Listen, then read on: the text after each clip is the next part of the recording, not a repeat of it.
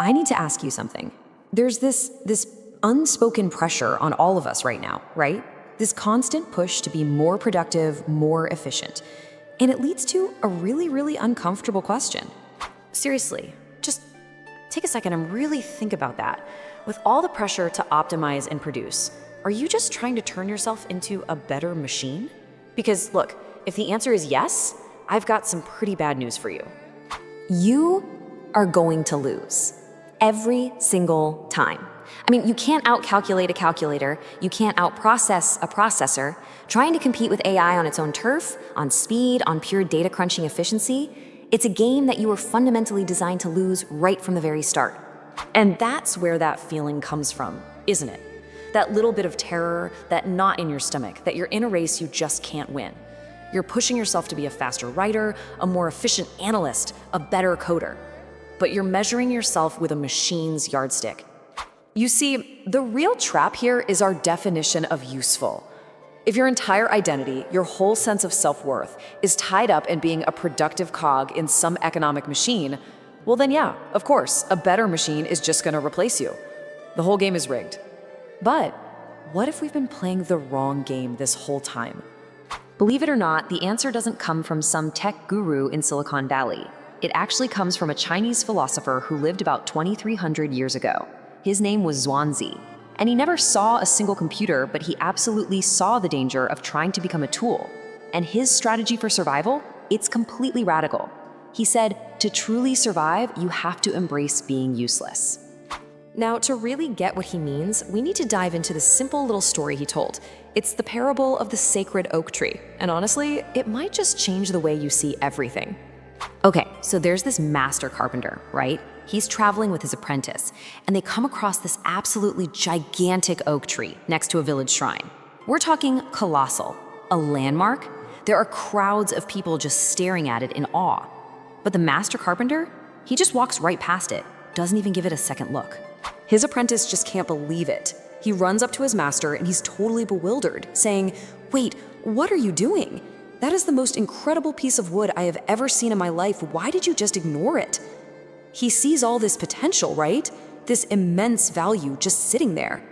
And the master carpenter, he just scoffs. He says, "That tree? Well, that thing is completely useless. It's trash." And why? Because its branches are all gnarled and twisted. You can't make a straight plank out of it. You try to build a boat, it'll sink. You try to make a pillar, it'll rot from the inside. It has absolutely no practical commercial purpose. It's useless. But here's where it gets really interesting. Zhuangzi points out all the other trees. You know, the cinnamon tree, it gets chopped down because its bark is valuable. The lacquer tree, it gets slashed and cut because its sap is useful for varnish. All the straight, perfect, useful trees, they're the first ones to get the axe. And that's the whole point right there. The thing that saved the giant oak tree was its complete and utter lack of utility. Because nobody could turn it into a product, because it couldn't be standardized or sold, it was just left alone.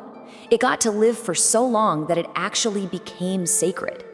Its uselessness, that was its greatest strength. So, okay, how in the world does a 2,300-year-old story about a tree help you with your job today, right now, in the age of AI? Well, it's simple. The modern corporate world, it's just the carpenter's workshop.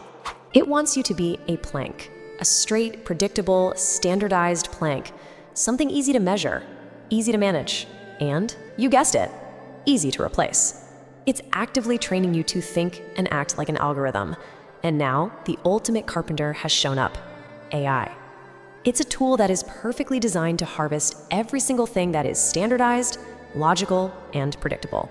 So this is the choice you have to make. You can be the plank, predictable, standardized, efficient, and ultimately completely replaceable. Or you can be the tree, twisted, messy, wonderfully unpredictable, and totally, utterly irreplaceable. You have to decide which one of those you're going to be. Because this is where your real power is. It's not in trying to optimize your weaknesses to be a little bit more like a machine. No, it's in embracing all the parts of you that a machine could never ever replicate. The parts of you that can't be put on a chart. These are your real superpowers. Your weird, specific sense of humor. The hobbies you have that serve absolutely no purpose except bringing you joy. Your incredible ability to get lost in thought and just waste time. You're messy, you're unpredictable, you're human soul. You know, these aren't bugs in your system. They're the core features. You know, in the corporate world, they'd say these things have no return on investment. There's no ROI. You can't put your soul on a spreadsheet. You can't quantify the value of a perfectly timed weird joke. And that is exactly the point. That's precisely why you're invincible. So your job isn't to optimize yourself for the economy anymore. Stop trying to be a better tool.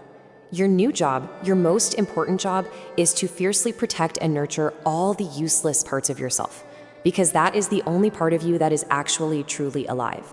So, I'll leave you with this.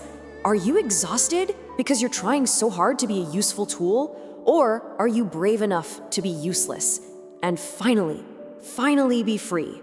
Subscribe for daily wisdom.